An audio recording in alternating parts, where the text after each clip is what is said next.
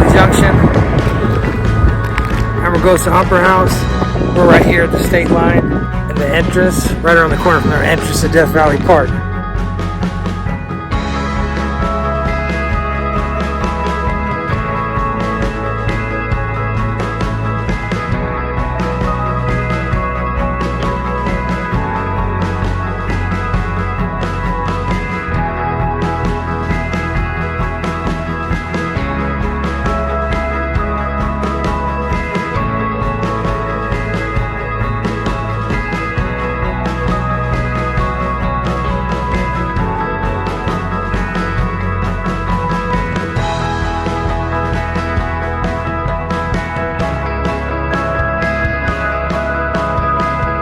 Gateway entrance to Death Valley, even though it says that the gateway to Death Valley up there at Beatty. I think that's marketing, but right here behind me is the Amargosa Opera House.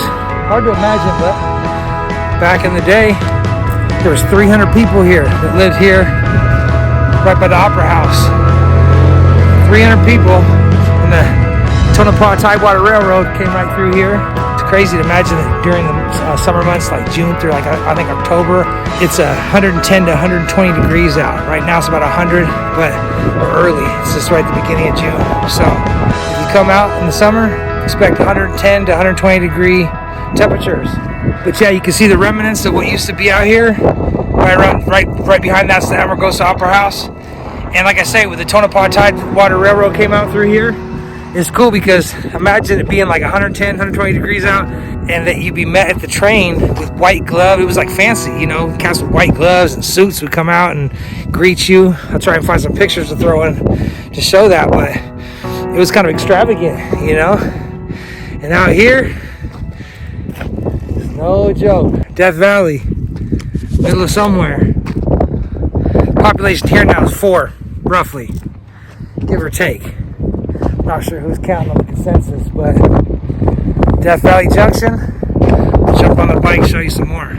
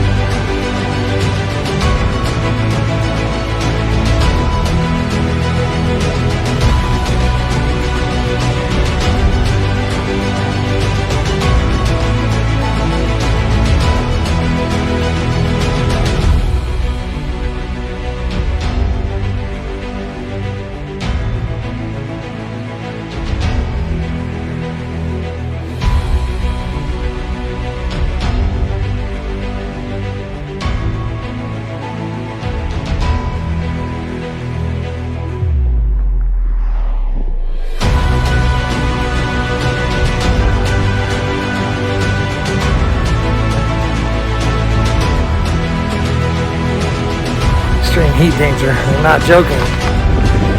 If you don't know about the Death Valley Germans, go ahead and look that up.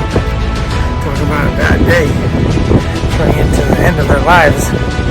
It's crazy, but a couple from Germany flew over with their kids and they were partying and running around Vegas and being tourists and stuff. All good or whatever. Had a little minivan rental back in 1996, and they had a bunch of alcohol. So it drank pretty heavy, which is never a good mixture with this heavy heat, you know, but they had a bunch of alcohol, probably more alcohol than water is what I heard in one story. But anyways, it doesn't matter. They came out here, their minivan got caught down the road from here a little ways, and their tires went flat. These rough, rugged rocks. See these rocks out here?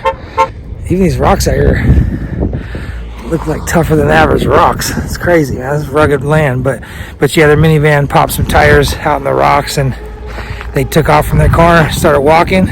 Didn't go in the right direction. Not that there is a right direction out here in that point, and when you get stuck like that midsummer. And anyways, they were gone, vanished, disappeared without a trace. And what's crazy about that is that, you know, they had booked their ticket back to Germany as well. They'd already been around the western United States. Well, actually, I think all the United States, but they were in LA, came up to Vegas, and everything. But long and the short of it is that they weren't found. Their bodies weren't found in their visas and credit cards and stuff. And they found the bones in 2009. What, 13 years later? It's no joke out here, boy. But yeah, beautiful. Quite a bit different than a lot of the deserts that I cover, in the degree that it looks burnt. Looks tough, rugged, and burnt out here. Death Valley. Furnace Creek down the road. And even since I've lived out in this neck of the woods, there's been some tragedies that have happened. There was a couple in, I think, 2020 that came out, and they were from Tucson, Arizona. They were super experienced outdoors people and hikers and climbers and whatnot. And their car, same thing. They got some flat tires in their little SUV, Super or something like that, and they rode on it. You know, we're heading towards to get some help or whatever. They have 3 days worth of water, which they did, but they went through a canyon and got caught up, and they got into a canyon where they couldn't get down from. And the boyfriend tried, and he climbed down. And again, he was an experienced outdoors person, and he went ahead and fell to his death. The girl, of course, beyond traumatized, obviously, and she went down after him. And to try to get down like on a different little route, and she got stuck. She got halfway down, about 30 feet, they said, from the ground, or she said from the ground. And when she got down to the bottom there, or she got down to 30 feet from below the drop, couldn't make it, and so she had to drop her pack and figured she'd land that help break the fall.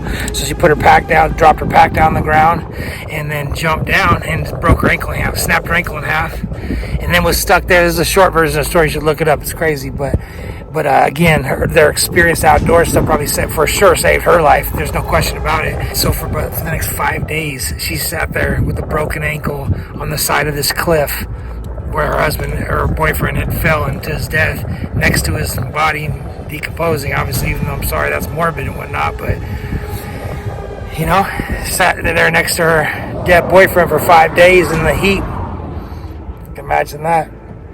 And they finally found her. They were searching everywhere. They saw the car, and they saw the notes that they had wrote in the cars, and they put out some stuff in the rocks. And then they went and they had rescue teams. They looked everywhere, and they finally found her. And they came with a helicopter. The helicopter couldn't even get into them for the next day. So on the 6th day, even though they found them on the 5th, on the 6th day, they came in and went ahead and were able to do the rescue mission and got her out of there safely.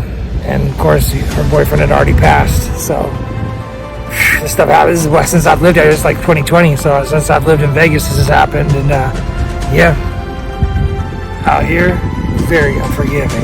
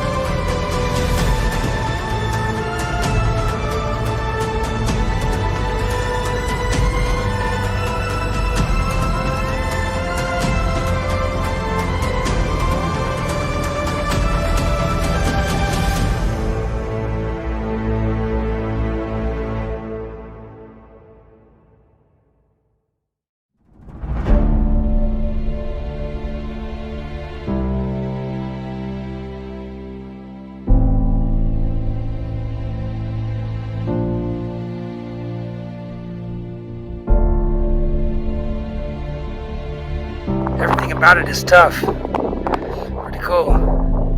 But yeah, man, the miles don't matter. Out here in Death Valley, posted up for the day.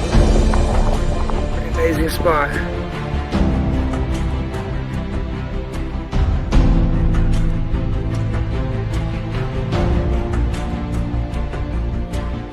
Interesting fun fact about the Tonopah Tidewater Railroad is when it was done here, and it went under, because like I said, it used to come through here. They took all the railroad tracks, dug them up or whatnot. They shipped them to Egypt, because I guess Egypt was going through a war, some type of strife or problem out in Egypt, and so they took the railroad tracks, shipped them over there, and then they used them in Egypt, all across the world. Pretty amazing. But yeah, gateway to Death Valley, Death Valley Junction.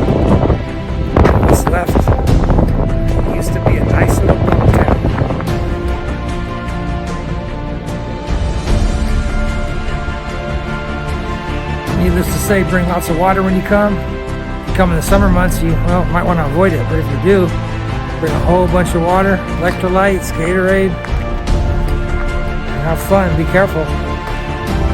Up by the park, I've seen a whole lot of people that hate to make that judgment call, but I'm not sure if they need to be anywhere near around here. Guys that didn't necessarily look prepared to be out in the extreme elements, but probably just always wanted to go see Death Valley, so they did. Anyways, yeah, that was cool though. The little French ladies came up, couldn't speak a lick of English, said, can we sit on your motorcycle? But they did it all by just like sign language basically, because they didn't speak any English. So as you seen, got them on the bike. That was funny. But yeah, out here, back on the bike.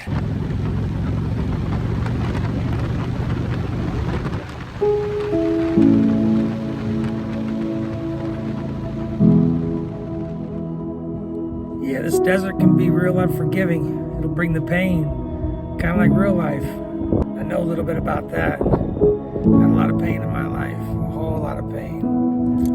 7 broken arms, broken my collarbone, I've hurt everything, shattered my kneecap, a lot of dirt bike injuries, a lot of life injuries, a lot of just tripping. Got a motorcycle club injury, traumatic brain injury. A group of cowards came and tried to take my motorcycle club patch. They left empty-handed, but I left with every bone above my neck broken, jaw in 3 places, nose, orbital, face, skull, all shattered like Humpty Dumpty. So I know something about pain.